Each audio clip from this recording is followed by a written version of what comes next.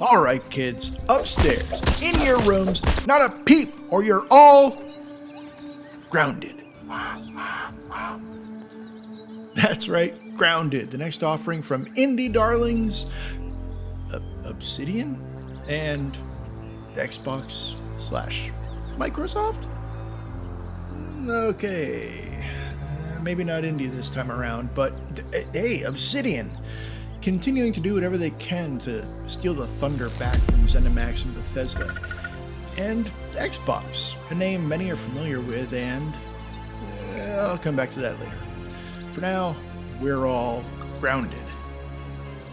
Grounded is yet again a survival crafting game, and I'm definitely noticing an early access trend here. So, When I'm hungry, standard eating, drinking, and sleeping mechanics here, sure, but this one, I can't be the only one where feeling to tired. begin? Mom and Dad are not going to be happy about this. Well, beginning, I guess. Well, Pete, you always wanted to go on an adventure. And right from the start, this game reminds me of something. A movie I saw years ago. I think it was called... Baby! Secret of the Lost Legend. And that's mainly because of the atmosphere here. Everything is rendered to the point where you can almost smell the loamy, earthy essence of the backyard. I was immediately transported back in time to lazy Saturday mornings and summers that never ended. Like a Ray Bradbury short story, at once bucolic, but you know something weird is just around the corner. Maybe that's what I was thinking of. Not Baby, but the Ray Bradbury Theater. Well, we press on. The core gameplay here is probably familiar to anyone that's ever played a survival / crafting game. What your main concern will be from the start is staying fed and hydrated. This game doesn't go out of its way to make those things too easy, but it isn't difficult either. In fact, some of the ways they've implemented that system here are pretty inspired.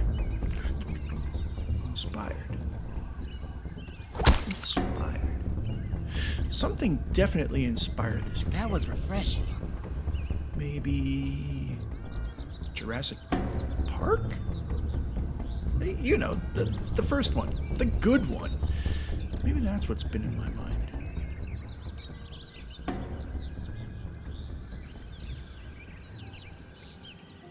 Anyhow, on top of food and drink, there's a crafting system for weapons, armors, base building essentials, and other tools and odds and ends.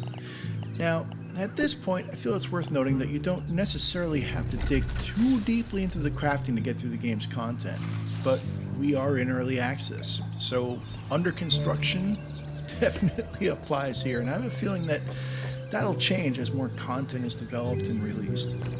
As of now, the story elements of the game will likely take about an hour or two to go through. That's the weevil. An hour or two of kids adventuring. Oh my god. How did I miss it? This isn't Baby, Bradbury, or Jurassic Park. It's the Goonies. All that feel-good vibe I'm pulling off. Hell yeah!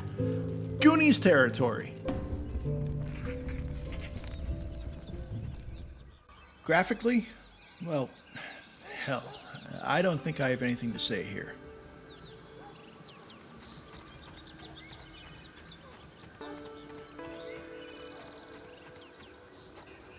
In many ways, this game will visually blow a player away, if they take the time for it.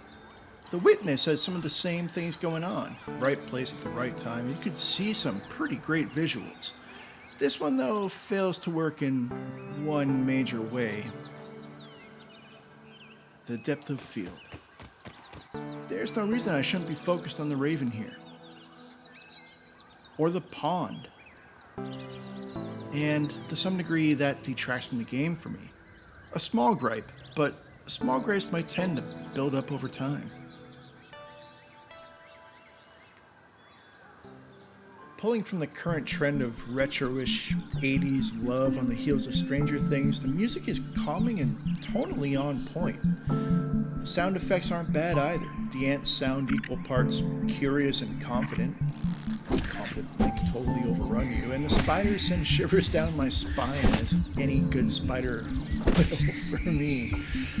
Even the wallow, all the environmental background stuff, feels as real as any suburb can. Traffic, dogs barking, it's easy to get lost just watching and listening to this game. Huh. Lost just watching and listening.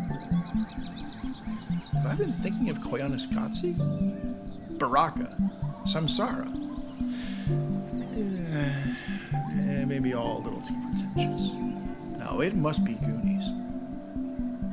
Hey, And nice for to voice acting, name's Max. the kids are alright. Probably annoying in the way I'm that hungry. only kids' dialogue written by old folks can be. It still often sounds natural, looks like the voice paradise. actors delivered it, all in a believable way. Alley whoop. So, what does the future hold? My Magic 8 Ball says, don't count on it? Well, that's not entirely reassuring. Maybe Magic 8 Ball can go fuck. The game went into early access at the end of July, and there's been a fairly steady stream of patches and updates since. A lot of them have been in the realm of bug and crash fixes, but it shows the team is active in these trying times. This isn't Obsidian's first foray into making a game, so I imagine we can be fairly certain they'll continue adding content and fixing issues as they arise. More items, areas, and mechanics are being added on the reg, so it's continuing to grow and expand. Wait. Okay, growing and expanding. Unabashedly 80s or 90s in feel. God, this isn't Goonies. This isn't Goonies at all. It's big! And for me, this game is a big yes. But I'm also a sucker for environment. The story is unfinished, but Obsidian is battle-tested. I foresee what I'm will not likely picky. be a pretty straightforward storyline when it all comes together, but you never know. They made their name building games that relied on stories that could go in multiple directions, depending on your choices as a player, and there's every reason to imagine they'll continue with that mold. Well, almost. The Outer Worlds was well received and well regarded across much of the gamosphere, but it wasn't exactly deep or long in most ways. Insert your own mama joke here. This one's being put together as a co-op experience, so they might have to keep it simple enough story-wise to accommodate different players and playing styles that can play through the story portion together. And I have issues with this being an Xbox thing. I said I'd come back to it, and here we go. Oh, looks like you really stepped in it this time. I'll start with the pros. This is a game that screams for co-op play. I get it, and I'm with it, and it'll have cross-platform support for PC and Xbox players on day one when we get there. Cool. So far, so good. But, well, you need an Xbox account to access that stuff, and I'm personally not a fan of that style of forcing people to sign up for something after they've already bought the game. It's a personal gripe, but it may mean something to someone. Thing is, I think I have an Xbox account that I could sign into, but I don't like the feeling of being forced into it. And then the second thing. This has the stink of game as service stamped all over it from that same fact, meaning that perhaps in the future, Obsidian or Microsoft will just decide it's in their best interest to just shut servers down, leaving players in the game that they may not be able to play fully as intended. Some YouTubers have been banging the drum on this for some time, so I won't waste your time with it here. Search out Ross Scott at Cursed Farms to get some good in-depth discussion on the game as service garbage.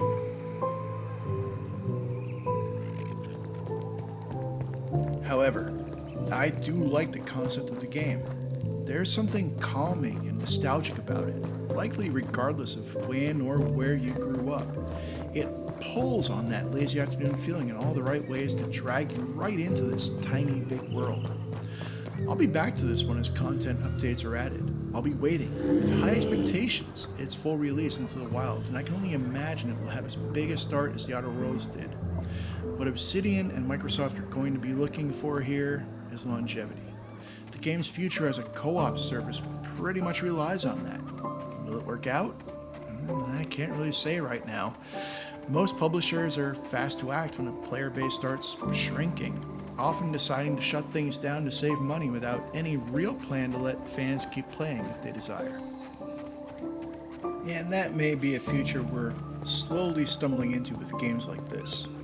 It may not have to be, but only time will tell. Obsidian is currently pushing for full release sometime in 2021, but details are a little hazy.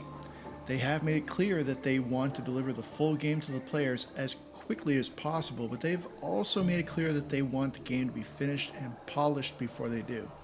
That is, they're in no rush to get it out, preferring to make it whole instead of cleaving to some set in stone and unrealistic timetable.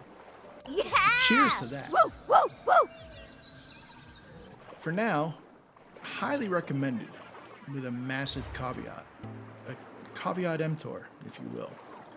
I like it, and I like where it's going, but it may eventually end not with a bang, but a shrinking whimper as other games vie for the attention of future players. Links and things can be found down below where they usually are. Next time, it'll be blast off again in the return of space and the ultimate expression of social distancing. Thanks for stopping by, and cheers! By the power of Helion, champion of the sun! Good look, baby. Try not to react because we're watching you through a little camera in your television. Wait. Never mind. Yeah, I gotta ask you not to worry about the things. Honey, I